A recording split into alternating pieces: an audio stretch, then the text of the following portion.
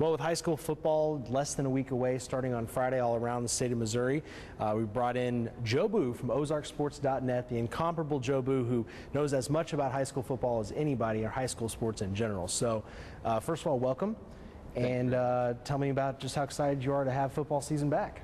Well, it's great to have football season back. I mean, just in general, football, you get to that time of the year where hopefully it starts to cool off a little bit. You get that crispness to the air, and it's just it's a great time to see all the communities come together again and get together at the football stadium and just enjoy watching the teams.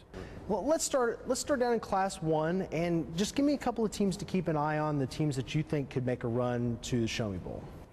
Teams that can make a run to the Show Me Bowl, you got to look at your usual suspects in Class 1, and that's Thayer and Miller. Thayer returns a lot of playmakers. Justin Jack at quarterback, Tyler Hinshaw at their split out and wide receiver. So they've got a lot of offensive capability. Thayer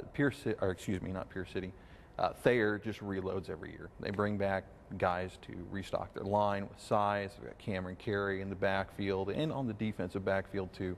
So playing a tougher SCA schedule, they're rejoining the SCA this year, so it's going to prime them for a real run to the Dome. And there's a lot of realignment going along in the entire state. And you think about, Skyline's a team that was Class 2 moves down, Pierce City moves down, and the district's pretty much all realigned. So you mentioned the district could play a benefit for a team like who would have the best advantage by the new district alignment?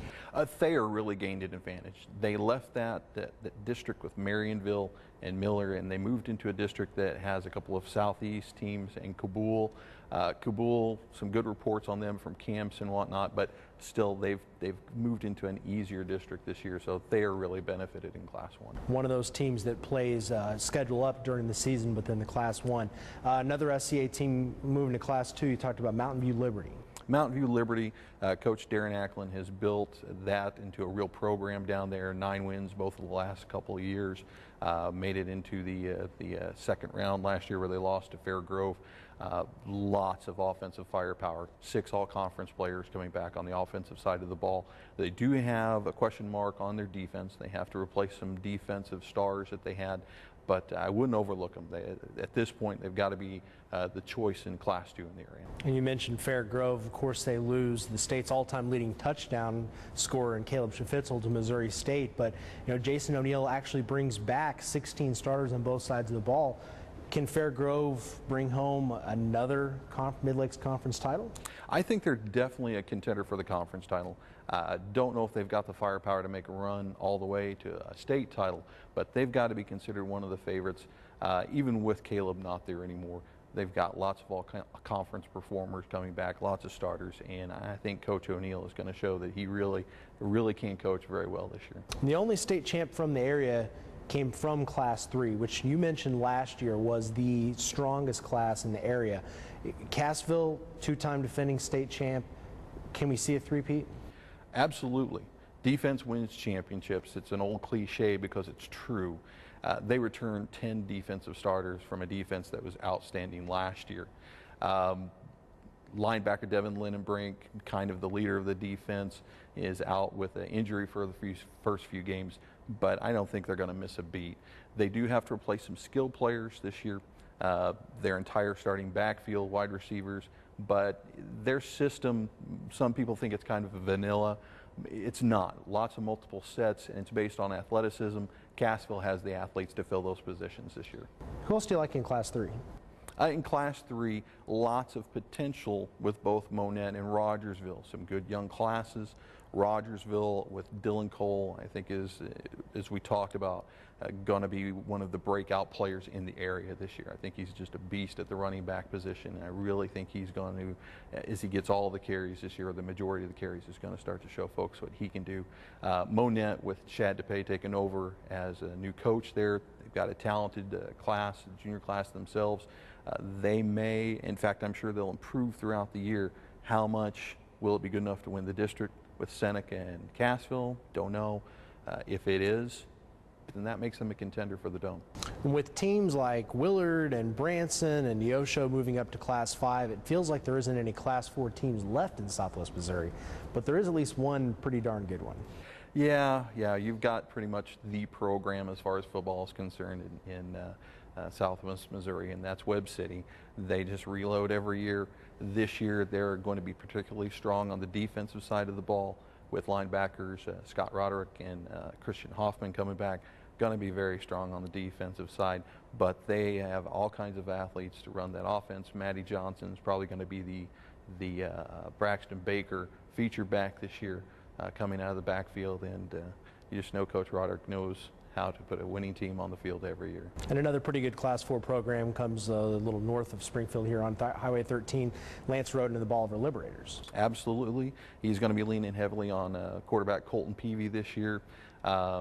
Division I, going to play Division I ball at South Alabama, and he knows how to throw the ball around. Now, losing some of their running back power from last year, but Bolivar, they're just seeming to every year generate athletes to fill their system out, linemen to man the line for them. I think they've got some new targets for Peavy to throw to this year, and I think they'll be just fine. Another contending year for them. Bolivar moves to an odd district away from Southwest Missouri, to Marshall, Warrensburg, Helias. Now they get out of the district that had Hillcrest, Marshfield, and Willard in it, and you know John Beckham at Hillcrest has got to be glad to see some fresh teams, Republic, West Plains moving in there. Now Hillcrest was a team, their first ever playoff win last year. Lost, of course, some Division I quarterback and Mitch Jenkins and several other playmakers. But again, the key, they do have that one guy coming back. Yeah, that one guy that we seem to talk about a lot, Doriel Green Beckham. Just superior talent and already starting to set off a recruiting battle that we've never seen before here in Southwest Missouri. May end up being the most touted recruit ever to come out of the state of Missouri. They've got lots of athletes, maybe not the best and strongest across the line, but they've got all kinds of talent to challenge people by putting points up on the scoreboard. Class 5, this is talking about mostly the Ozark Conference and the COC large division. You talk about the Springfield schools and your Ozarks and your Nixas. Who's the team to beat in Class 5? In Class 5, if you're looking at the Ozark Conference, you have to go to Rolla. Had an excellent year last year, 10-2, only was knocked out in overtime in the quarterfinal round. Return a lot of talent, including Johnny Canos at running back and Jeremy Williams, the Ozark Conference Defensive Player of the Year last year, coming back at linebacker. So they're loaded. If you're looking locally, I really think Nixa is primed to have a good year with Ben Fisher, quarterback. A lot of returning talent on the defensive side of the ball, too. Not a better prepared team in the area last year, week in and week out, than Nixa. Coach Rehagen did an excellent job with him. If he can continue that, I think they've got a chance to maybe not even just contend in the Ozark Conference, in the COC large, but maybe make a run in the playoffs. Okay, Joboo, tell me about your top 5 players in the area to keep an eye on. My top 5, obviously, Doriel Green Beckham. I mean, there's just no doubt. If you get a chance to go watch him, man among boys. Fun one to go watch. Like Colton Peavy, we already talked about him from Bolivar, just a Division I arm, excellent player. A year of seasoning is going to make him even better. Dylan Cole, running back, Rogersville. I think he's going to break out and really show people what he can do.